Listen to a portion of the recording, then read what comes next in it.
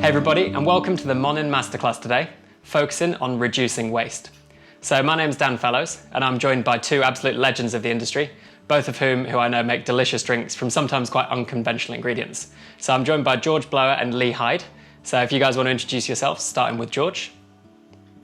Hey everyone, yes, my name's George. I am a eco chef, and what that to me is really about is cooking, buying and shopping seasonally, shopping locally, and working towards reducing our impact on the planet and the people that grow that food.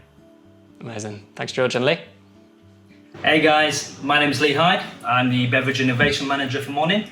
I look after the UK and Ireland. And yeah, super excited to join the guys today. And I'm going to be sharing some of the projects and activities that MONIN work on in the waste reduction side of things. Amazing. And my name's Dan Fellows. I'm the two-time World Coffee and Good Spirits champion and working with MONIN as well on a few different projects, which is very exciting. We're going to talk about a few of those today. But I think first things first, we should talk about George. So your background. Do you want to tell me a little bit more about yourself and how minimising and reducing waste affects your kind of day-to-day activities? Yeah, for sure. Thanks, Dan. So my career, I started off in branding and marketing for food and drink companies all over the world, and then kind of scratched this long itch and retrained as a chef a couple of years ago. And since then, I've worked with some absolute astounding legends outside of what I do within the realm of food waste. So Tom Hunt is a fantastic chef, works a lot with The Guardian and has his own pop-ups and events. And then Douglas McMaster of Silo, which is the world's first zero waste restaurant, which I've been working at recently. So for me, it's really important that we're talking about reducing waste and minimising waste rather than zero waste. Zero waste is quite a bandwagon, it's easy to jump on, but it's almost impossible to achieve. But what it's actually about is taking little steps, readdressing how we approach food and how we approach the wider ecosystem of waste to kind of identify and pinpoint easy things we can all do in our day-to-day lives to just reduce that impact on the planet. I think something that's quite poignant that I know your approach is we shouldn't just reuse things for the sake of it, but it has to be delicious and it has to be a worthwhile kind of actual thing to do. So I've tried a lot of your food, it's absolutely delicious. Do you have any tips on how people can incorporate reducing and minimizing waste in their kind of day-to-day lives, be that in the home or in kind of their work settings? Yeah, for sure. And I think what you just touched on there, Dan, is really, really important to me. It's reducing waste for me in food has got to be flavour driven. You know, it can be very easy to repurpose something for the sake of repurposing it, and then it tastes okay, but not amazing. And then you run the risk of, there was a big trend of making pestos out of the tops of carrots and the tops of beetroots and things like that. And you can make them and they might taste okay, but they're not fantastic. And then you put that thing in your fridge and you don't use it because it's not the tastiest thing. And what you've actually done there is you've taken a byproduct and wasted time and effort making something that you're then not going to use. So it's really got to be, flavour driven. So yeah, I've kind of got 5 top tips, I guess, for working more towards a eco-friendly and sort of waste-friendly, reducing waste kind of process in the home and outside of the home. So the first one would be veg scraps. Like whether it's breakfast, lunch or dinner, we all have fruit and veg scraps. So what I tend to do is get a big bag of it, keep it in the freezer. Whenever I'm cooking, add to that bag throughout the week. And then when I get to Sunday, which is because I'm pretty traditional and boring, make a Sunday roast. You've got a wonderful set of scraps then that you can use to make a veg stock. Try and avoid things like potatoes or starchy veg because that'll discolour and not leave such a great flavour with a stock. So that's number 1. Number 2 is composting, probably the easiest way to reduce waste. Whether you know someone's got a composter, whether you can compost yourself, or whether you live somewhere where your council will support kind of a food waste bin. There's something really magical about taking waste, scraps of veg, and then using that essentially to grow more veg in the future. There's something quite nice, close the loop about that. Third one is topically, actually skins. The skins of fruits and veg are super tasty. They also pack tons of nutrients and tons of fibre, which really help with our digestion.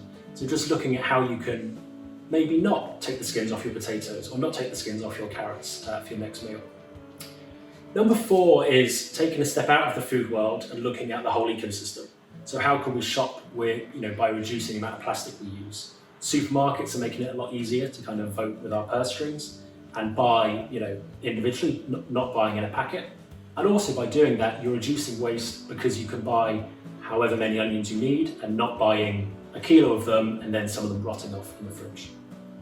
It also gives us a really good opportunity to start maybe moving towards supporting veg box schemes, supporting local growers, so that you're also reducing the food miles for your food produce as well. Fifth and finally would be herbs, especially soft herbs. You see all the time people wasting the stems of the herb when actually they taste just as good as the tops.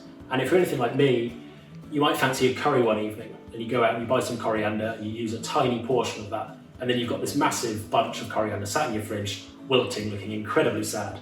So before it gets thrown in the bin, blitz all that up, save it in ice cube trays, and then you've got this flavour-packed, little ice cube that you can put into your next curry or stew or anything when you don't need that bright freshness. Or cocktail. Or cocktail, yeah. Very cocktail.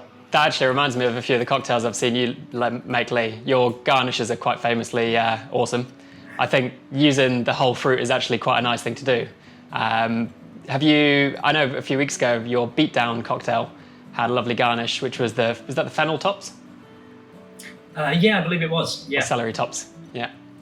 Exactly. So I've seen you make some really cool cocktails with nice garnishes. And also things like dehydrated oranges are a good way to preserve fruit that's probably seen better days. Do you want to talk through that quick process, Lee? How would that be done? Yeah, well, that's a very interesting one with the dehydrated fruit. And that's something we use a lot. And, you can pick up a nice, easy dehydrator for home at very reasonable prices these days. Just check Amazon or eBay.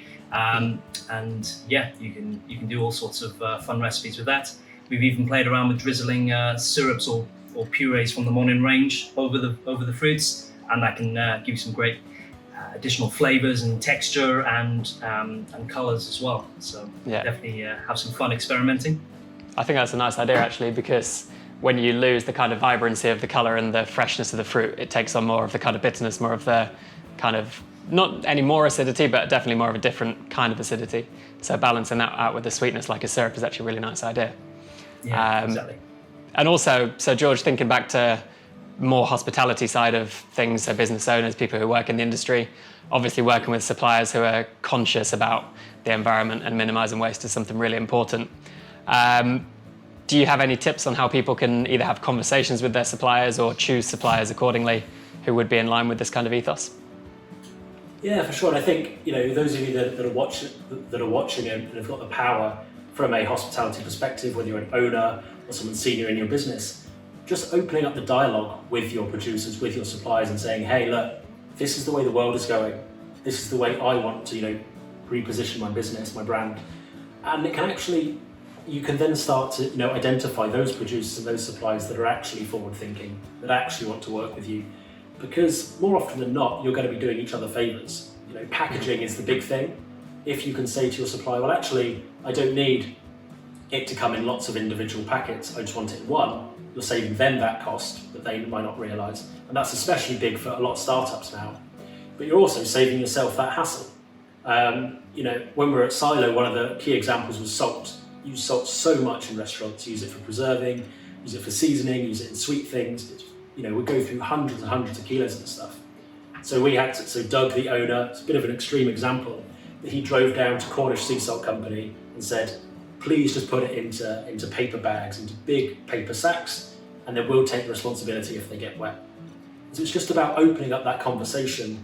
And yeah, I think that's the way that you can do it, and that'll help you weed out the really good producers from the ones that claim to be ethical and transparent and wanting to move towards a reducing waste future. I suppose another point to add in here as well is there's more and more companies offering services to help reduce or reuse the waste that you create. So I know, for instance, in the coffee world, that there are companies that will come collect your spent coffee grounds. So you can collect those up and then they will come collect those and they turn them into all sorts of things from fertilizer to burning fuels for fires, to even hair care products, I think. So. Mm-hmm. Yeah, similarly as well, a lot of coffee roasters are now providing their coffee in big buckets as opposed to in the bags, which are notoriously difficult to recycle. So I think across the, both industries, people are really becoming more aware of these things. We'll talk more about how MONIN are kind of working towards a few different very ambitious goals in the future. But George, you've got a little demo, which you're going to demonstrate some of these principles. So do you want to take that away? Yeah, thanks so much. So what I'm doing now is I'm using an ingredient, so lemon, that we all have countless, go through so many at home and in the industry as well. And what I'm doing is I'm using up the entire fruit. So you've got the zest, which will be used as garnish and additional flavour. You've got the juice for some acidity. And then what I've done that I think is really cool, and what we discovered at Silo, is if you take the pith, so often the bit that's thrown away, once you've zested and juiced your lemon, put it into a pan, cover it with water, and continually boil it for half an hour to an hour, topping up that water as you need it, and then blitzing it in a high-powered blender with a little bit of that water and sweetened to taste with sugar. You get this gorgeous kind of bitter, sweet, acidic, almost lemon curd, lemon jam kind of flavour. So what we're doing here is we're using up the entirety of the lemon. We're then pairing that with some MONIN Madagascar Vanilla syrup, which I've infused with a bit of lemon thyme. Just left it to infuse overnight, and it adds this really nice herbaceous kind of complex element to the drink. And then what we've got as well is some chase gin, fantastic spirit maker chase when it comes to reducing waste. I know, Dan, you've worked a lot with them in the past, and you've probably got some much more in-depth insight than I do. But yeah, so what we're going to do is get started. So me being me, I haven't got a cocktail shaker. I don't use one. I use a Kilimanjaro instead. Use whatever you want. Ultimately, it could be a jam jar, a mayo jar, whatever. So I've got lemon zest in there. I've got some ice. I'm then going to take 1.5 tablespoons of lemon juice. I'm going to take half a tablespoon of this lemon pith jam, which we will put the ingredients in how to make that later on. And then I'm going to take 1 teaspoon of the Madagascar MONIN syrup, which I'll just infuse, like I said, with some lemon thyme. I'll put that in. Now you could stop here. You could just, shake it up, top it off with tonic as a lovely low alcohol drink. Or for those of you that want to, consume some tasty drinks, just a double measure, so 50 ml going in. It's a little bit more than 50, but that's fine. And then just give it a really good shake.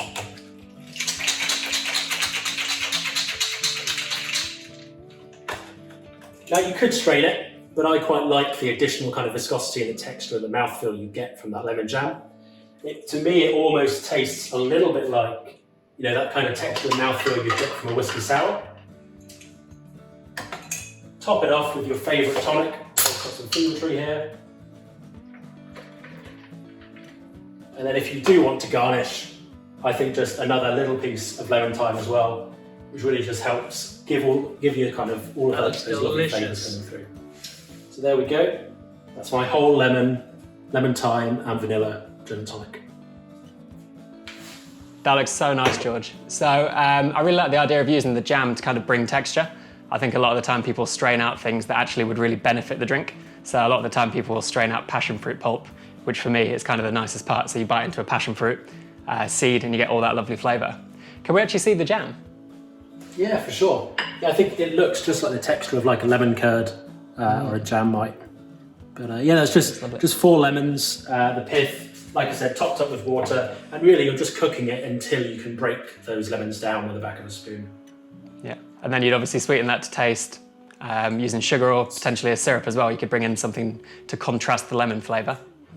Yeah, exactly. Yeah, you want to get rid of a little bit of that bitterness that you get from the pith, but not too much, because you're going to get some lovely sweetness coming in from the MONIN vanilla syrup later on as well. And I was going to say, actually, George, I really loved what you did with the vanilla syrup. So taking a classic core MONIN flavour and then adding your own twist by infusing with the lemon thyme. Yeah, I think that's wonderful. And if you think about it, with all the flavours we've got in our range and all the different things you can infuse, it's unlimited possibilities there. So I thought that was really nice that you used the vanilla syrup there as well, George. I know that's one of MONIN's kind of hero products, and MONIN spend a lot of time doing a lot of work at Origin. Lee, I know there's a few other projects going on. Do you want to talk about a few of those? Yeah, absolutely. So if we're talking about flavours, another key one for us is the Yuzu project that we're working on. So as you can see in the front here, we've got a lovely Yuzu Lifui, which is essentially like a puree product.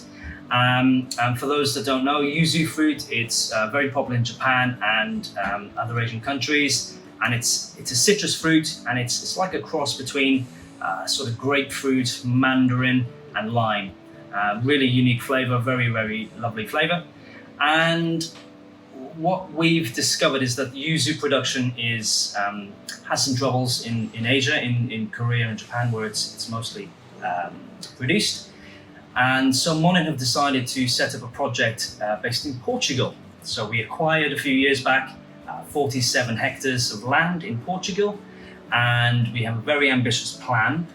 So by the end of 2022, we should have planted 40,000 yuzu trees, which would make it one of the biggest yuzu plantations in the world.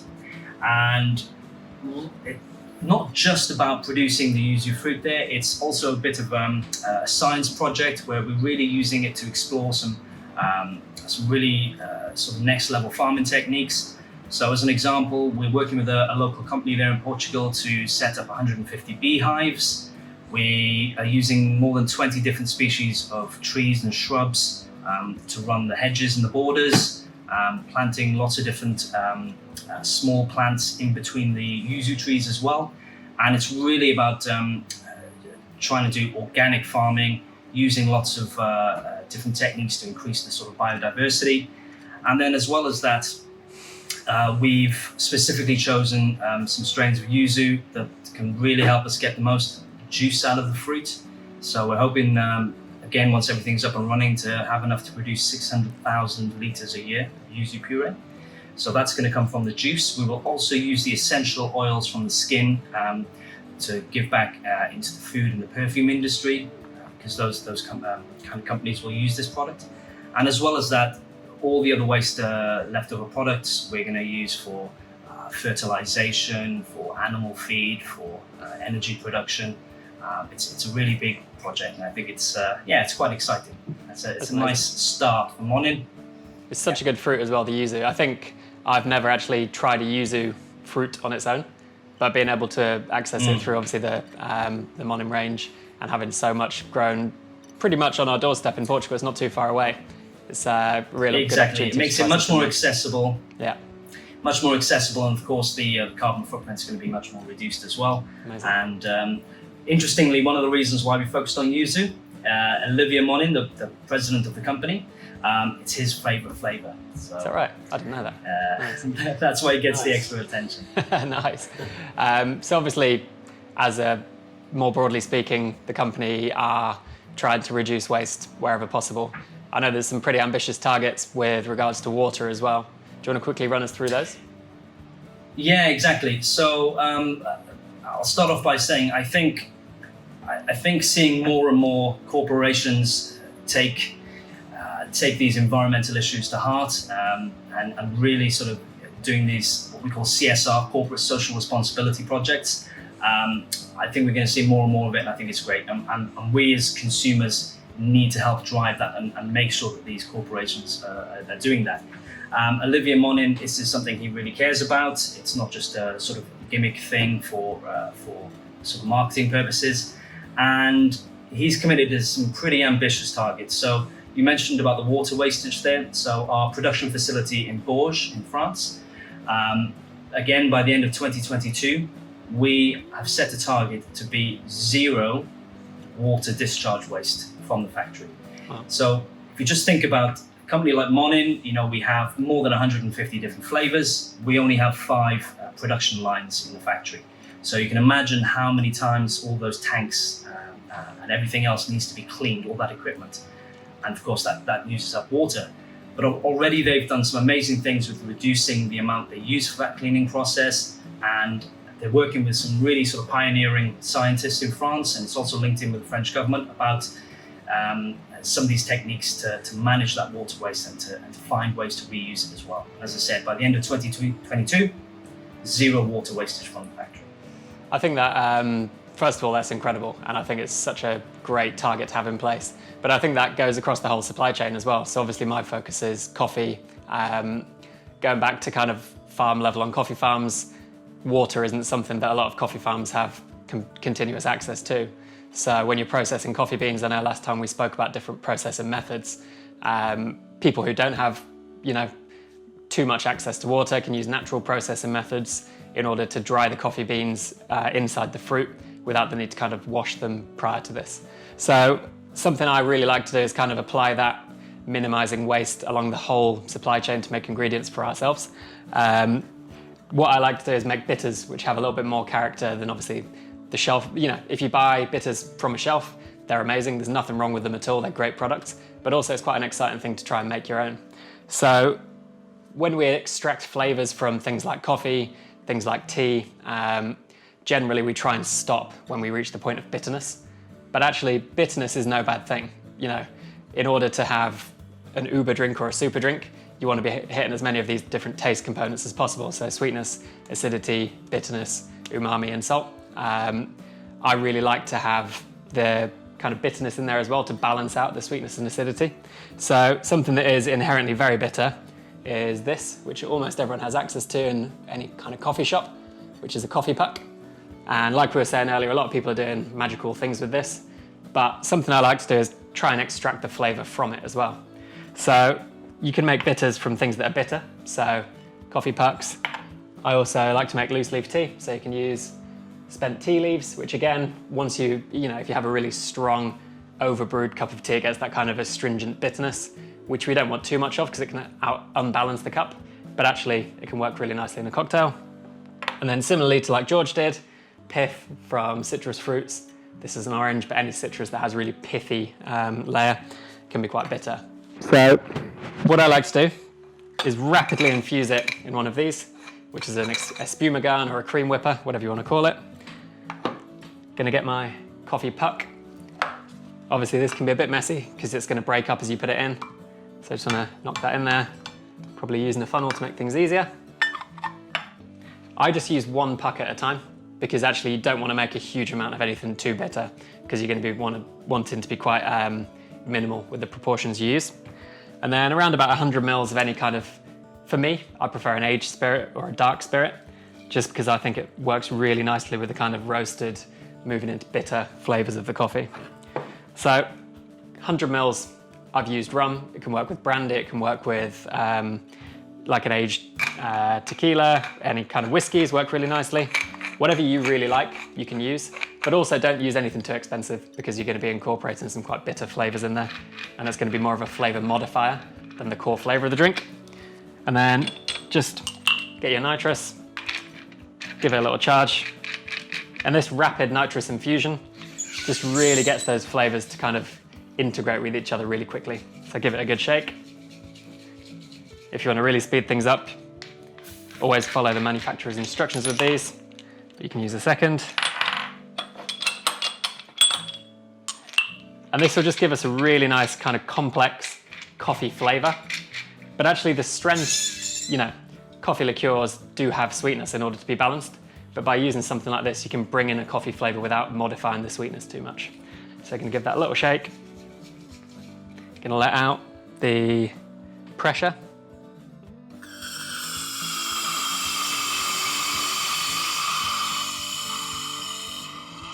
And if you don't actually have access to something like this, what you can do is just use a jam jar like George did earlier. You want to give it a good shake and leave it for probably 24 hours to really pull through those flavors. And then all you need to do, it smells so good. You want to strain it through a coffee filter paper or a very fine sieve. And then at the other side, you'll have spent coffee bitters. And this is like a really useful ingredient for a lot of cocktails. Anywhere you use bitters normally, you can incorporate it, but also drinks that don't have bitters, you can bring a coffee-like character to the drink. So Lee, I know you've got an example using this ingredient. Do you want to show us through that? Yeah, it's a little bit of a blue pizza here's I made earlier situation. Yep, thanks for showing us that, Dan. That was perfectly clear, and I followed your instructions earlier, and you're absolutely right, it is delicious. And of course we used cognac, you know, being a French company, it makes sense. So yeah, are you happy for me to show my recipe, Dan? Yeah, please carry on. Perfect. All right, so the idea today was to use the yuzu, because we've talked about it, and it's, of course, that's a very exciting project that MONIN are undertaking. And because of the flavor profile of yuzu, it's really got that sort of citrus acidity, we thought a Gimlet style drink would be perfect, with of course the twist of adding the homemade coffee puff bitters. So we're going to start off, and I'm using the Yorkshire tea gin from Mason's. So I thought we're using coffee, why not use tea and coffee? So we're going to use 60 mils of this. There we go. Check these guys out, they got some delicious stuff. A few other flavours as well. Then of course the Yuzu Lifui from MONIN. So this really has this sort of marmalade-y texture. You've got some of the actual bits of the fruit and skin in there as well, so you can see the thickness. We've also got sugar content in here, so we don't need to add a puree and a sweetener. It's kind of 2 in 1. And then with the coffee bitters, we're going to use a pipette, which is 2.5 mils. Go straight in there. And whilst you would traditionally stir a Gimlet, a very sort of elegant martini style drink, we're going to shake this one. So I've got my very glamorous ice bucket here.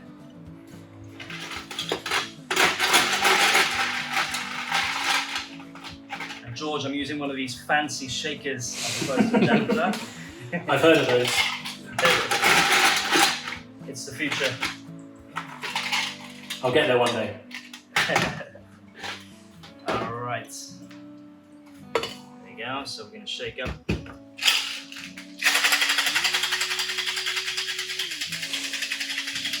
Woo! Right. Here's the hard part where I can't open the shaker. I'll just leave that for a moment. Whilst I talk to you about the serving vessel today. So in the name of reducing waste, we have invested in a glass bottle cutter in our lovely development studio here in Hoxton Square. So I've taken a MONIN popcorn syrup glass bottle. I've taken the glass cutting gizmo that I bought online. Wasn't very expensive, I think it was only around £15. Followed the step-by-step guides, which involves wearing gloves and everything else. Cut the bottle, and you have to be very careful to sand it down thoroughly once you're done, because you don't want to have all these cuts on your lips.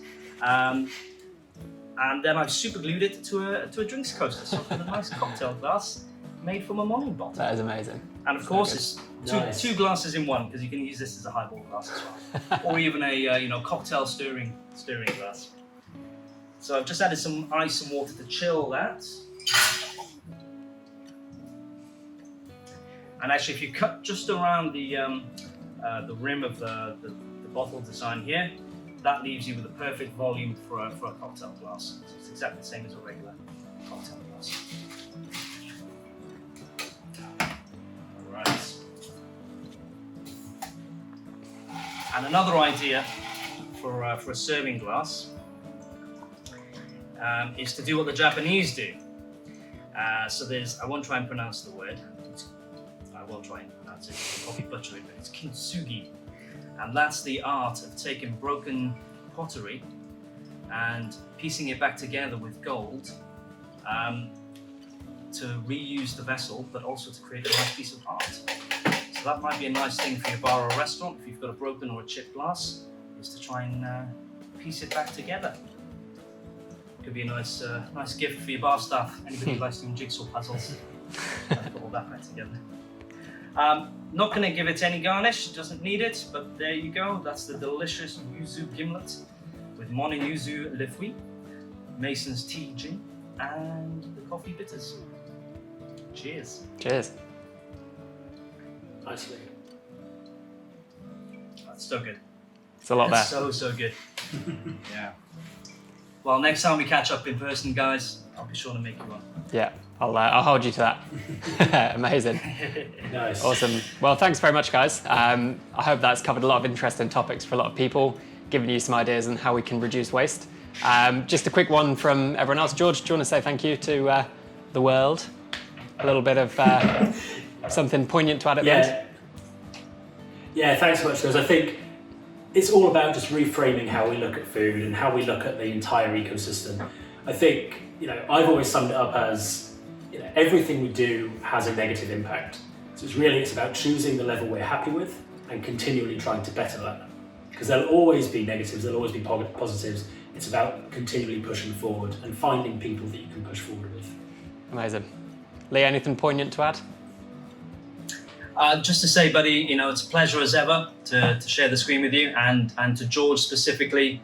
Honestly, some inspiring thoughts today, and I definitely want to pick your brains a bit more on some of these techniques that we can use. Yeah. I'll be giving you a call. But thanks to both of you for taking part and for having us. And look forward to the next one, Dan. My pleasure. Yeah. Well, thank you both, and make sure you check out George's Instagram, which is Blower's Place. And there's lots of inspiring things there. And also check out the MONIN UK website. Obviously, for all of your syrup or puree needs, but as well as that, we do have a section on there that talks all about the MONIN corporate social responsibility projects. So you can read a bit more about what we're up to. Brilliant. Amazing. Well, thanks, guys, and hope everyone has found this interesting. So we'll see you next month, and goodbye, everybody.